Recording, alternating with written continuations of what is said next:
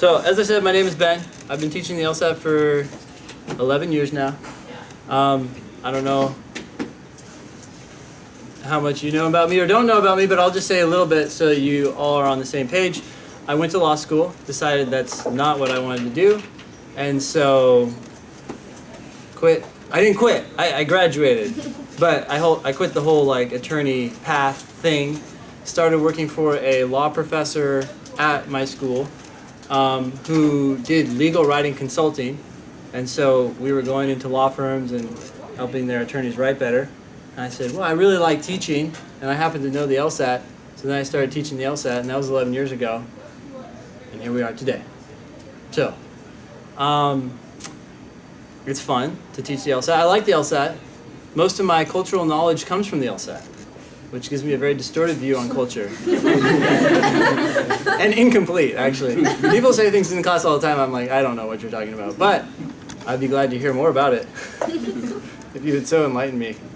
Anyways, the thing about the LSAT, well, at first, I was trying to figure out how to teach it in the best way possible. And over time, I found that I say less and less in class. It's more important to focus on examples, dig into the examples, help you understand them, and I've found that research is on my side.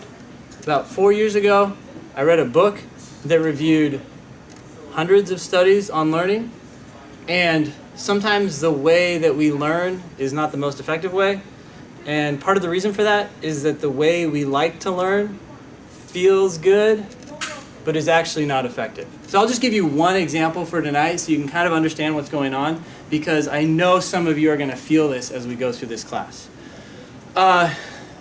If you practice hitting fastballs over and over and over again, you're going to make progress with fastballs really quickly, and you're going to feel good about that.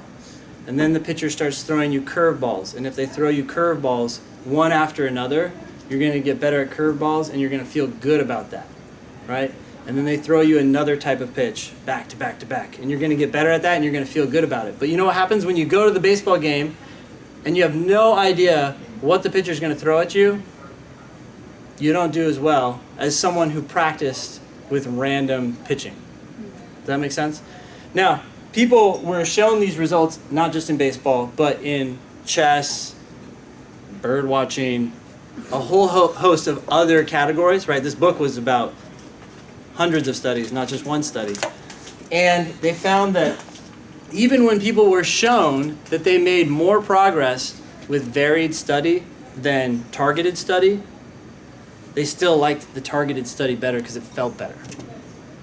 So, some things about this class are not going to feel good, but they're the best for you, okay?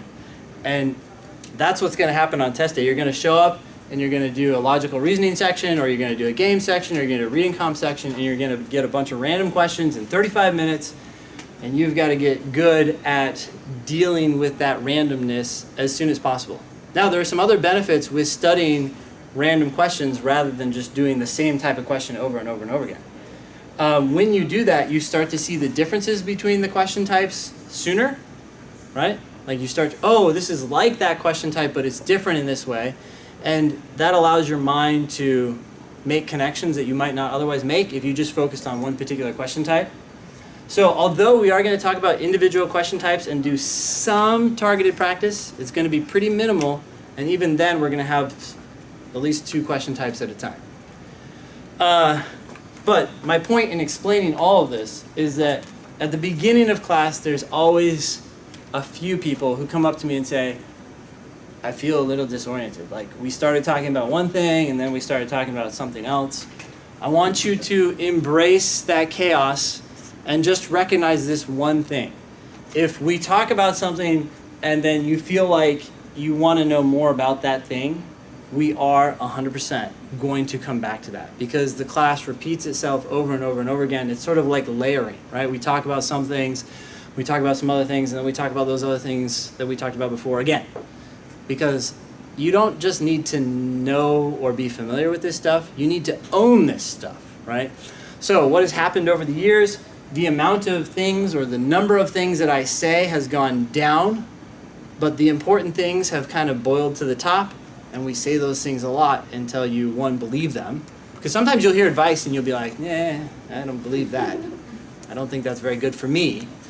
But over time, you might actually come to accept it as you see it in practice over and over and over again. So one, you have to believe the advice that I'm giving you, and two, you have to get to the point where you are not only believe it, but are implementing it in real time, right? It's one thing to be like, oh, I understand the theory behind strengthening questions. It's another thing to be sitting in a test, have 3 minutes left in the section, and have any clue what you should do with the strengthening question, other than panic and start bubbling in answers or just guessing or doing what your gut tells you in the moment, right?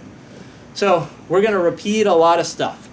At the same time, if you feel unsure about something, just take a little note to yourself, hey, look, I want to review this concept a little bit more.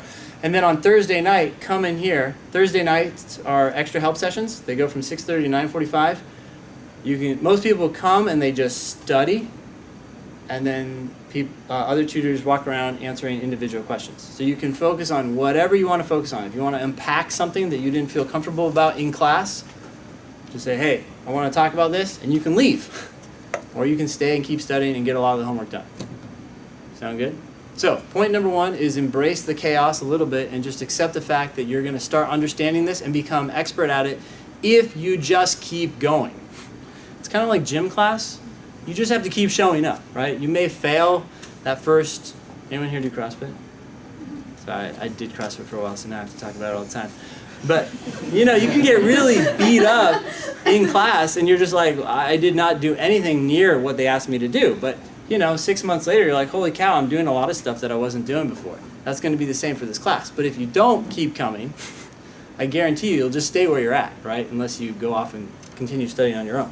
So one, embrace the chaos. Two, keep coming, just keep showing up, and keep banging your head against the wall, if you will, and it will start sinking in, especially since we're going to do individual examples in class. Right, we're just going to keep doing examples. So it's like, maybe you didn't understand the last 5 examples. Try to understand the one we're working on right now. And if you can understand that one and that unlocks something, that's going to unlock a lot because the LSAT just repeats itself over and over again. Okay, so embrace the chaos. 2, keep coming. 3, what was I going to say about 3? You don't need to do all the homework. Okay? It's much more important to do some homework and do it really well and really learn something from it than it is to do a lot of homework and feel like you're getting everything done. There are 2 words that we are going to say over and over and over again in this class. I'm not totally sure why the LSAT is obsessed with them, but the 2 words are necessary and sufficient. And I would say this, the homework is not necessary for your success, okay?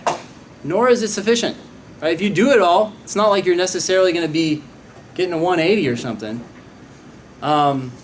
So don't look at the homework and get all stressed out about it. Instead, look at the homework as things that you can work on, some suggestions that you might work on this week. And again, focus on consistency. So just like I said, keep coming to class, keep doing the homework. You don't have to be caught up or anything to feel good about yourself. Just set a goal to do 30 minutes a day. And if you can do that, you're going to start making progress. Now, I hope that some of us can get in 1 to 2 hours a day. That would be great. But if you can only do 30 minutes, that's better than nothing, and it's actually good that you did something. I'd rather you just be like, okay, I've done something on the LSAT every day this week, and next week I'm going to try to do something every day that week, or at least 6 days of the week. And if you can do that, then in 4 weeks you're going to turn around and look back and be like, wow, I've made a lot of progress. So don't set these unusual expectations for yourself. Get discouraged and then not do anything. Sound good? Okay, so those are the 3 things. Just embrace the chaos. 2, what was the second one? Keep going. Keep coming to class. I already forgot, right? Yeah, you're just like, okay, well, if you're not going to remember, how am I going to remember? And then the third one is don't worry about doing all the homework. Just try to do something every day. Sound good? Okay, any questions? All right.